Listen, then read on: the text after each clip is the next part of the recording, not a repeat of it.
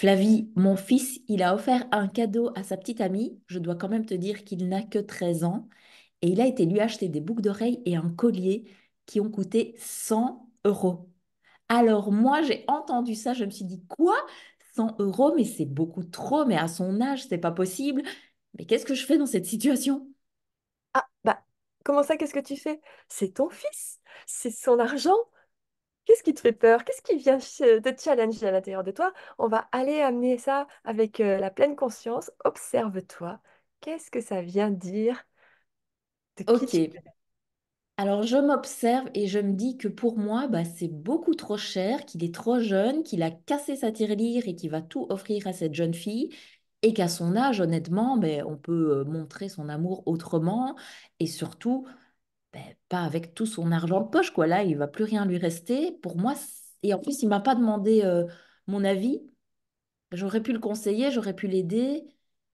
Ok. Ouais, c'est pas top. Alors, on pourrait voir les choses différemment, avec plus de hauteur.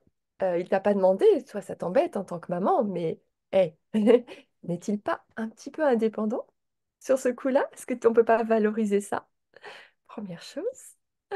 Deuxième chose, ok, ça vient te chercher très fort parce que toi, peut-être que c'est pas ta façon de montrer ton amour, de payer des choses aux gens que tu aimes. Et on revient aux 5 langages de l'amour. Est-ce que tu t'en rappelles? Ah ouais, exactement, c'est vrai. Et le premier langage, du coup, c'est justement offrir des cadeaux pour exprimer son amour. Et puis, il y a dire des mots doux, passer des moments sympas ensemble, Oui. rendre des services et être plus tactile, faire des câlins, serrer l'autre dans ses bras. Et c'est vrai que peut-être offrir des cadeaux n'est pas du tout mon langage de l'amour, mais que mon fils, il a beau avoir 13 ans, et ben voilà, il crée déjà depuis quelques années, sa personnalité, et que lui, voilà, il a envie d'offrir, il ne compte pas, et il n'y a pas de souci. En fait, bah, il n'y a pas de souci. Je pourrais juste peut-être lui exprimer bah, mon avis et lui dire que la prochaine fois, on peut aller faire les magasins ensemble et puis choisir quelque chose de chouette, tout simplement. Ou pas d'ailleurs, j'ai envie de te dire, parce qu'apparemment, il est déjà bien focus sur ce qu'il a envie de faire.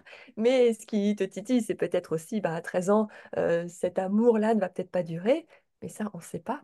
Donc, on prend de la hauteur, on lâche prise sur ce qui vient nous énerver à l'intérieur, et juste, on peut être fier de ce que notre fils a fait et se dire, waouh, mais quelle merveilleuse personne il est.